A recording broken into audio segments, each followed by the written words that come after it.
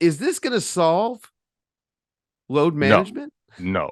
This is just more the league messaging to teams and to fans that they recognize the problem, that they realize it is a big problem, and that they're going to do what they can to curb it somewhat. Obviously, load management is like scientifically, teams have leaned into it to keep their stars fresher, to try to maximize their ability to be at their peak during the playoffs.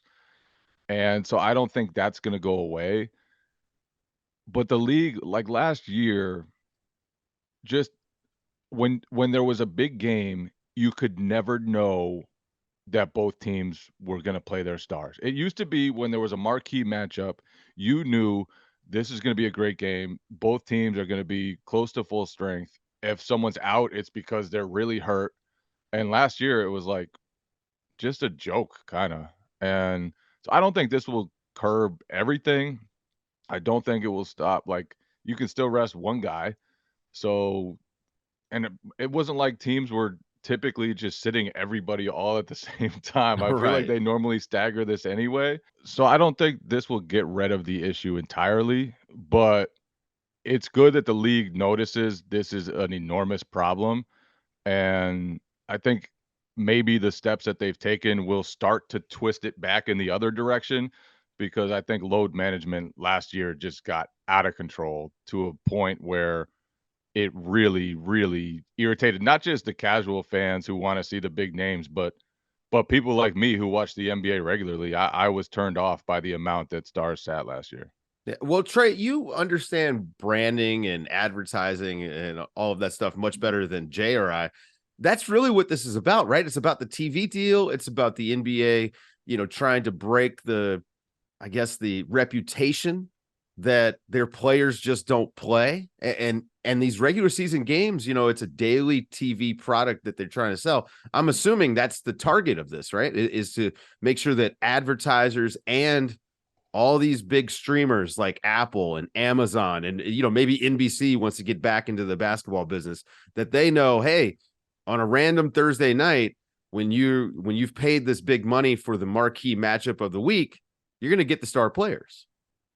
In the words of Young Thug, business is business, right? At the end of the day, people pay their hard-earned money to come see these players play, right?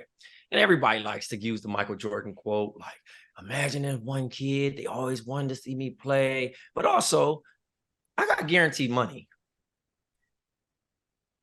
So this is not the NFL. It's not one of those like I gotta really hustle or make this really shake to get all of my money. These guys could, I don't feel like playing tonight. I had too much to drink the other night. My stomach's not feeling too great.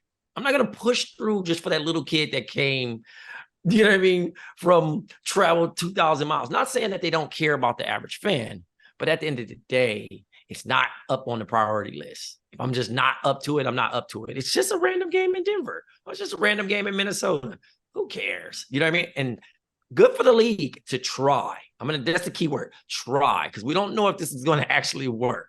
You know what I mean? Because it's still a lot of loopholes for guys like LeBron. You know what I mean? Jamal Murray has never made the All-Star game. He's excluded.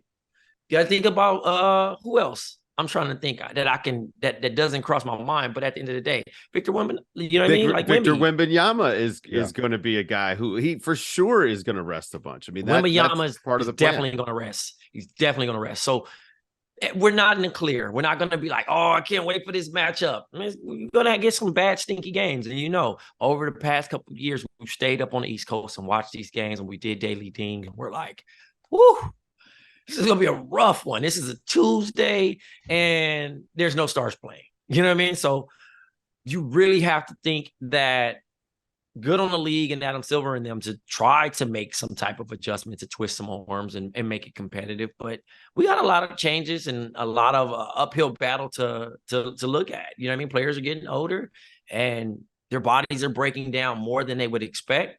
And the interesting case would, technically be this would, I don't think it hurts LeBron James or something like that, or maybe a Kevin Durant.